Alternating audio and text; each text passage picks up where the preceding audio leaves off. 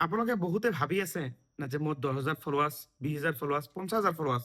মই কন্টেন্ট মনিটাইজেশ্যনটো কিয় পোৱা নাই?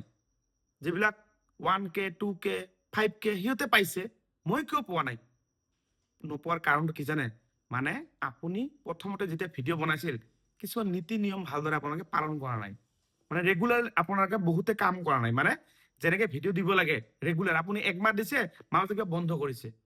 সেইকাৰণে আপোনাৰ কি হয় মানে সেটআপটো পোৱাৰ পৰা বঞ্চিত হৈছে মানে। আপুনি মানে কন্টেন্ট মনিটাইজেশ্যনটো আপুনি পোৱা নাই। বুজিছে?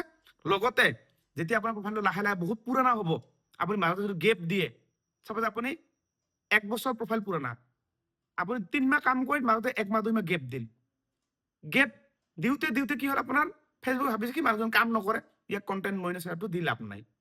কি হয় এতিয়া ফেচবুকে যেতিয়া তুমি আৰু কাম কৰিবা তেতিয়া ফেচবুকে ভাবিব কি বোলে কাম কৰিব এবাৰ দিম তেতিয়া আপুনি মাজতে কি কৰে আৰু দিয়া বন্ধ কৰে। আপোনালোকে এনেকুৱা কৰি যদি কাম কৰে কন্টেন্ট মনিটাইজেশ্যন সোনকালে নাপাব। কেনেকে কাম কৰিবা? ৰেগুলাৰ কাম কৰিবা। লগতে তোমালোকে ডেইলি এটা কথা মনত ৰাখিবা লং ভিডিঅ' 2-3 মিনিটৰ ওপৰত। তেতিয়া তুমি কন্টেন্ট মনিটাইজেশ্যনটো সোনকালে পাবা। আৰু পুৰণি প্ৰফাইল যিবিলাক আছে সেইবিলাক প্ৰফাইলবিলাক ফেচবুকে ৰিভিউ কৰে, চেক কৰি চায় যে প্ৰফাইলটোত কিবা গলতি আছে নেকি, মানে কিবা ভুল আছে নেকি সেইটো চেক কৰে। বুজিছা? সেইকাৰণে অকমান দেৰি হয় তোমালোকৰ পাওঁতে এই সেটআপবিলাক। আৰু ভিডিঅ'টো ভাল লাগিলে সকলোৱে শ্বেয়াৰ কৰিব।